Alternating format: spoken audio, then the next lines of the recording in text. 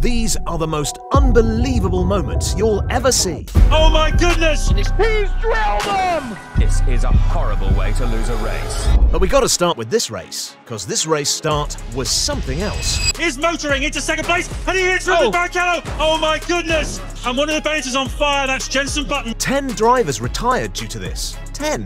Don't worry, nobody was hurt. But these marshals had to worry whenever this driver got close to them, because when James Hunt had an incident with another driver, let's just say he wasn't too happy about it. He even confronted that driver he collided with. Man, staying on track, showing his anger. I don't think it'll ever happen today. Later, you'll see how this driver created the most unbelievable moment in history. But first, you gotta see this. This driver faced the biggest disaster of his career, which was much more shocking than I expected. It all started when Nigel Mansell was fighting for the championship. Things were pretty tight, so much so that the championship fight went to the last race, the Australian Grand Prix. Whatever happens tomorrow, I'll just be so glad when it's Monday and it'll all be over, Mansell said on Saturday. But Mansell got an advantage there. He took pole position in qualifying. So, on Sunday at the race start, all he had to do was maintain position so that he and his fast Williams car could take care of the rest. But that didn't happen. Mansell went from 1st to 4th position by the end of lap 1. Rosberg in 3rd position. Mansell is down to 4th position. Clearly a disastrous start. But he didn't give up. Somehow Mansell gained positions to P2, and the race leader was not so far away either. So Mansell still had a chance. He could still be the world champion. But guys, what happened next in that race changed everything. Even Mansell didn't see it coming. But let him get closer to the race leader first, and we'll get back to him. But now, you've got to check this out. When this driver, Luca Corberi, had collided with another driver, this collision caused Luca to be thrown off into the wall, and thus out of the race. But unfortunately, things didn't end there. Luca got so angry that what he did next was unbelievable. Watching at the side of the road, what's he doing? Oh, Luca Corberi, what on earth is he doing? No matter what the situation was, that move was completely unacceptable. Shouldn't have done that. Now, before I show what happened to Mansell in that Australia race, you've got to see the most unbelievable driver in racing history, Ayrton Senna.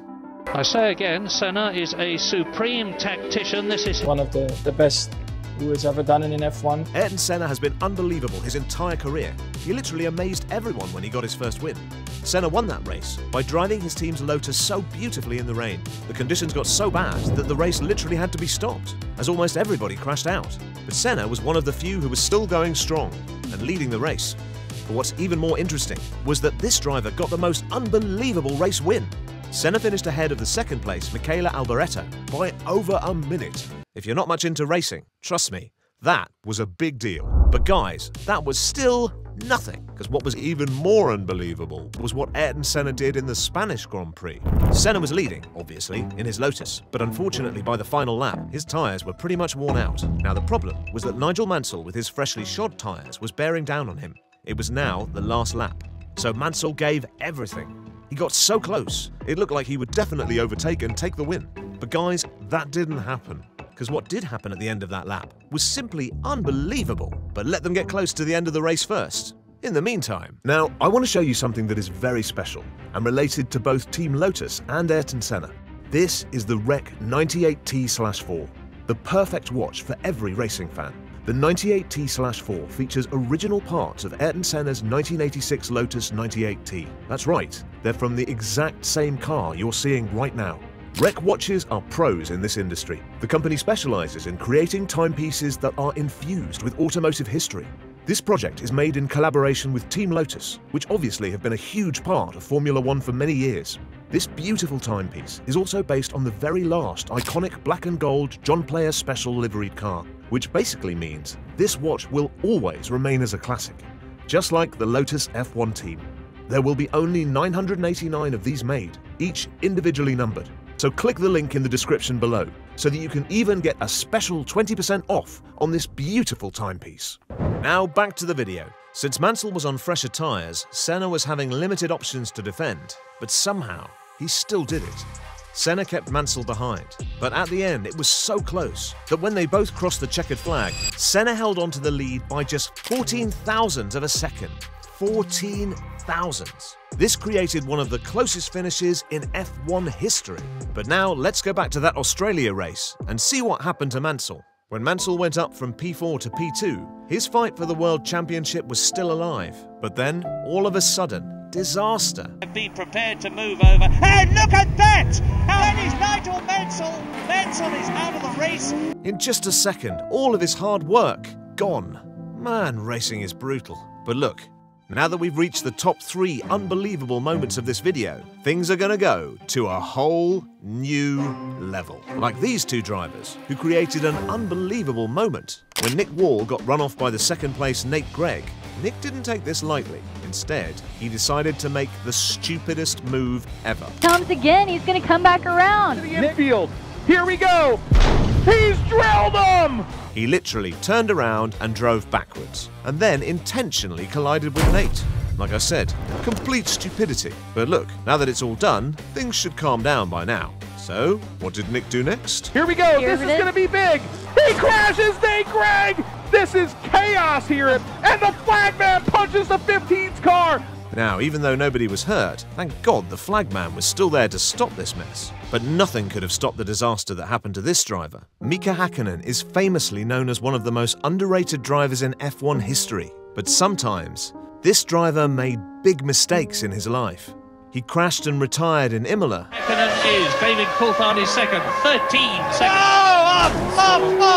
Which almost cost him the championship. And then later in the year, he crashed and retired in Monza as well. He's out of the race. Both times he was leading the race, so 2 clear wins gone away.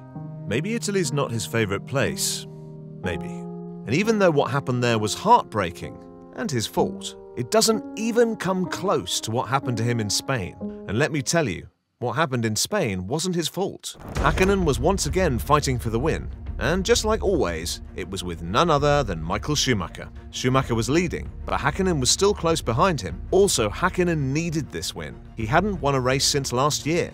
But now, what's interesting is that Hakkinen has been in a similar situation before. The Spanish race was the inflection point for Hakkinen's title bid. He was 22 points behind Schumacher back then. Since he performed well in Spain, he took the victory and the momentum he needed for the next races. Now, the situation was very much similar. Hakkinen was once again 22 points behind Schumacher.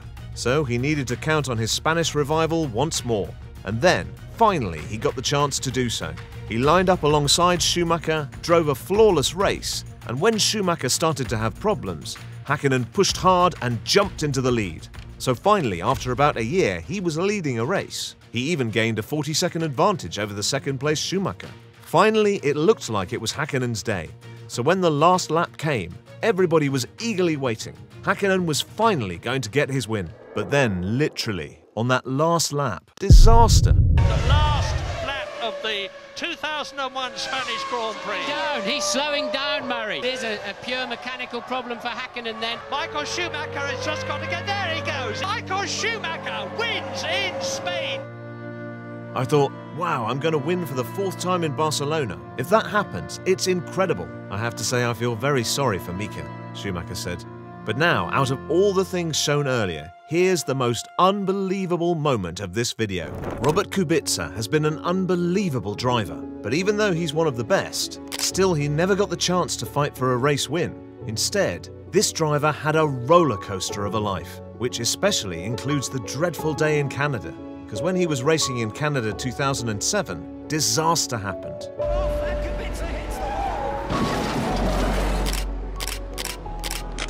Don't worry, nobody was hurt. And interestingly, Robert Kubica's hunger to win was still there. Former team principal Mario Thiessen revealed, right after the race, his first question was, "Can I race at Indianapolis next weekend?" Yep, these drivers are crazy. Even after all that, his aim was still the same, to win in F1. But there was a problem. He didn't have a competitive car. So for most of his career, Kubica never got the chance to fight for a win. But then, he did. Next year, Kubica came back to that same Canadian Grand Prix. Kubica managed to qualify second, which was a great starting position. But of course, he still wasn't that competitive. Kubica had big problems to face. Hamilton in his faster McLaren, Kimi Raikkonen in Ferrari. But even after all that, this was still the best shot he ever had. When the race started, as expected, Lewis in his McLaren was much faster. He started to lead and create a gap. But somehow Kubica was still running P2, so still he was pretty much in the race, which turns out was good enough. Because then a miracle happened. A car retired on track, which caused the safety car. This meant Hamilton's gap in front started to fade away. Also, since it was a safety car, all top drivers decided to come into the pits. But still, nothing different was expected here. Hamilton was still leading, and after the stop was expected to lead till the end. Looks like Kubica has to wait more years to get his first win, even after everything he's been through. But then, turns out he didn't have to wait anymore, because during that pit stop, the unbelievable happened. Oh, look at the pit lanes closing. Hamilton into the back of Raikkonen. Both Kimi and Hamilton retired, giving Kubica the lead for the very first time. After all those years, Kubica finally could win an F1 race. I really knew I can do it. He can finally get redemption, and that too on the same track where he had a horrible collision a year ago. And so, by driving beautifully and by successfully creating a big gap from the others... Robert, bravo, bravissimo, historical win, Robert. Man, nobody deserved that win more than Kubica. I wish he had gotten that Ferrari seat.